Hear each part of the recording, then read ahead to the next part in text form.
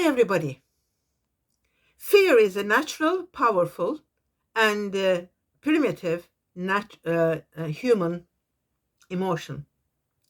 It involves a universal biochemical response as well as a high individual emotional response.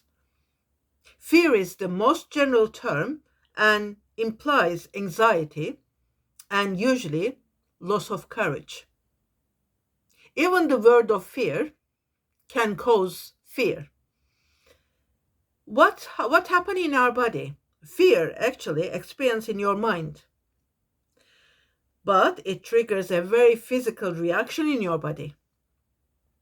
As soon as you recognize fear, your amygdala, which is a small organ in your brain, starts working, and it alerts your nervous system, which sets your body fear response into motion. Stress hormones, adrenaline and cortisol, are released, and your blood pressure and heart rate increase, and you start breathing faster. Even your blood flow change. It actually flows away from your heart and goes into your hips, and it actually prepares you for fight and flight situation. You must have experienced that, but why do we have to feel fear? What are your fears? You write them down, what your fears are. My biggest fear has always been spiders. However, I must admit that I have actually worked on it throughout the years.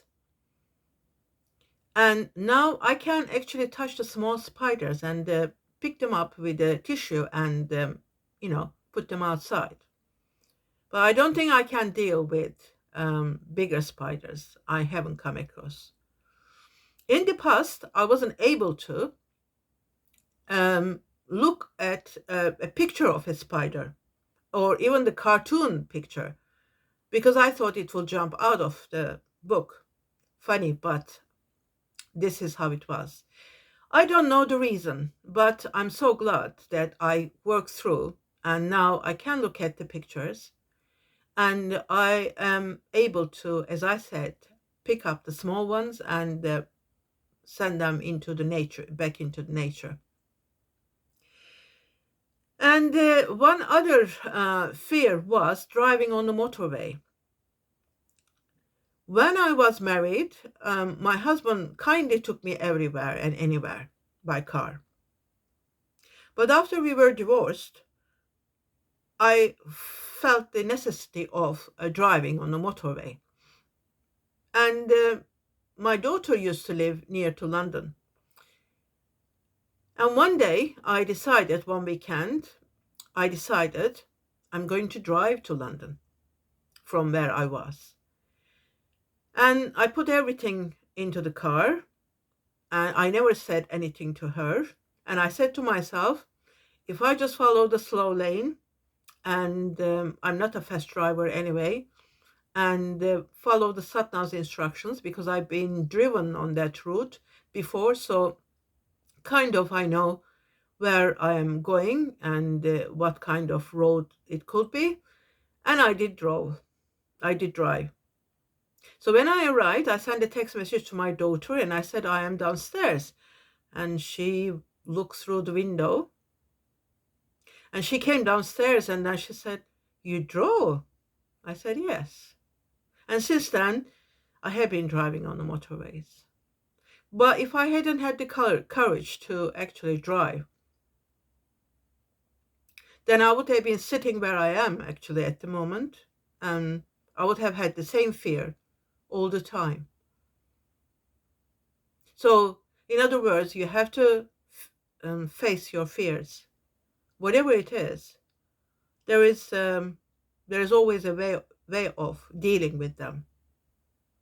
It could be a procrastination. It could be water. It could be setting up a business. It could be um, walking a long distance.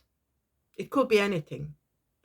I used to work as a rambler, and the furthest my, distance I walked was 30 miles.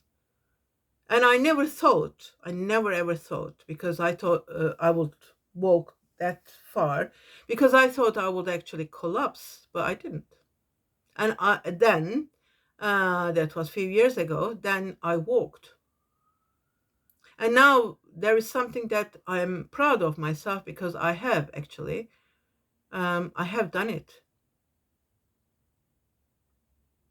And so make a list of your fears, and then see and decide how you're gonna overcome them. And my other fear was actually getting lost.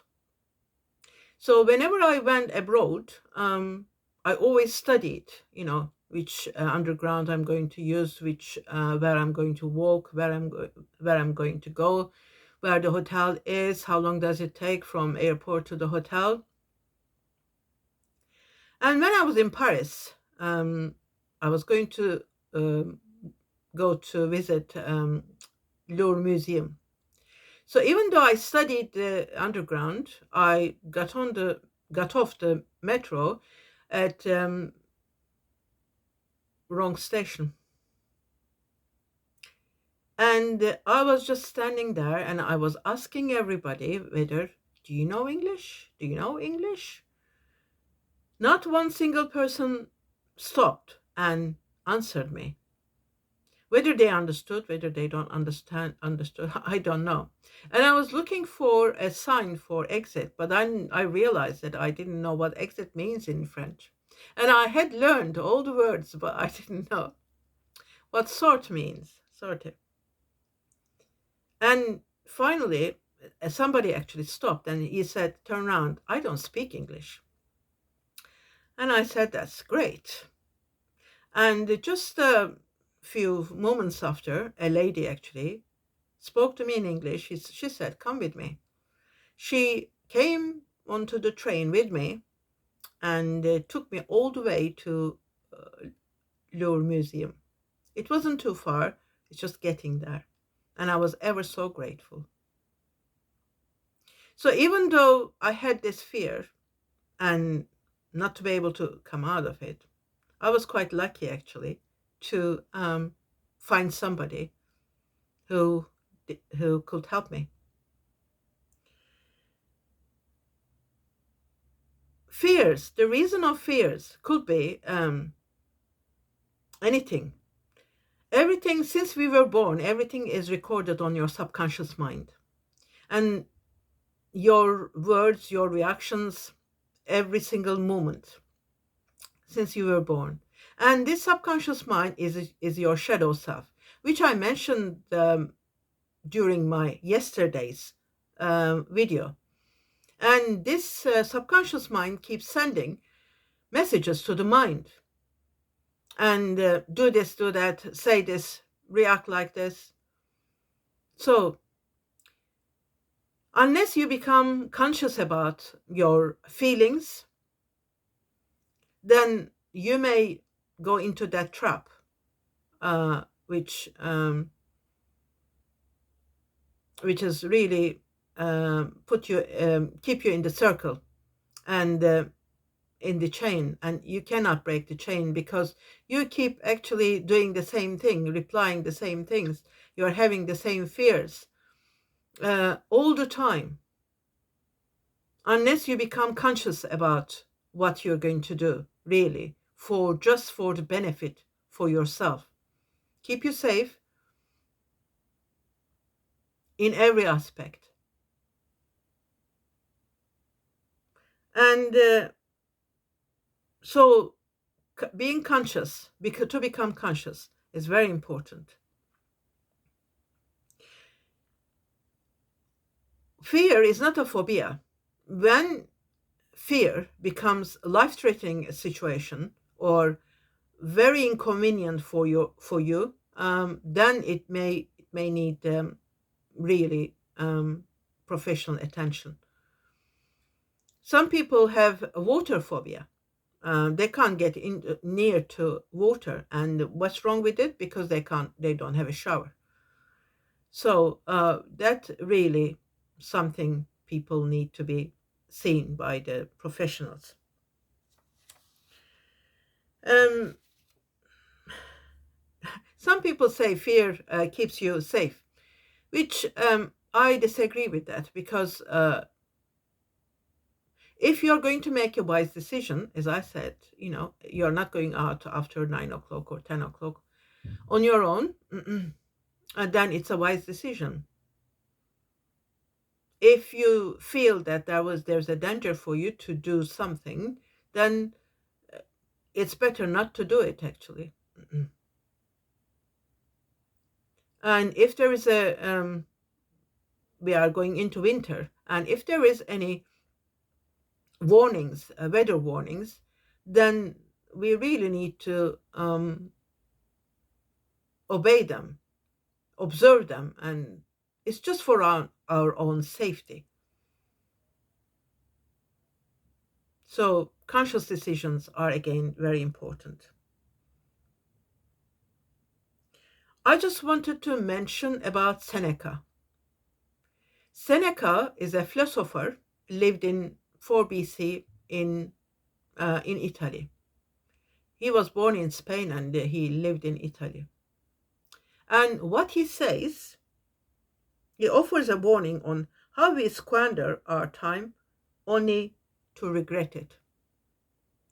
So if we are wasting our time on our fears and, oh, I can't do that, I cannot do that because of this, I cannot do that because of that, and then we are wasting our time. We've only got this lifetime, and we really need to make it more joyful, colorful, successful, peaceful, for ourselves as a start with, and for the others as well.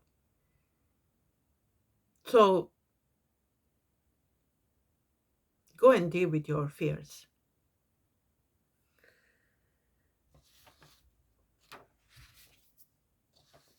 Well, there's a question for you. Is it easy choices and hard life, or hard choices and easy life?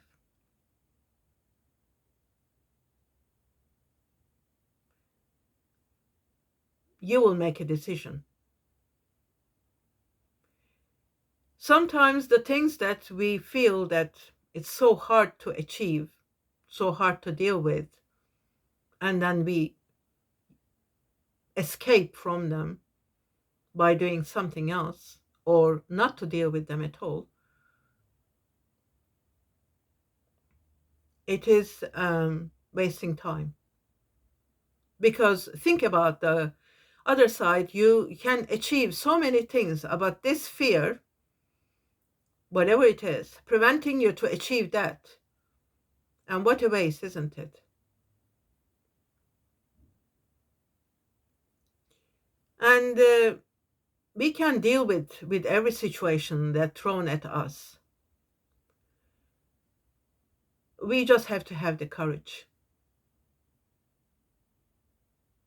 and wisdom and consciousness. And what we most fear doing, asking, saying, these are very often exactly what we need to do. And the biggest challenges and problems we face will never be solved with comfortable conversations, as long as your conversations are sensible, firm, calm, and things can be resolved. So you are encouraged to ask yourselves where in your lives right now might defining your fears.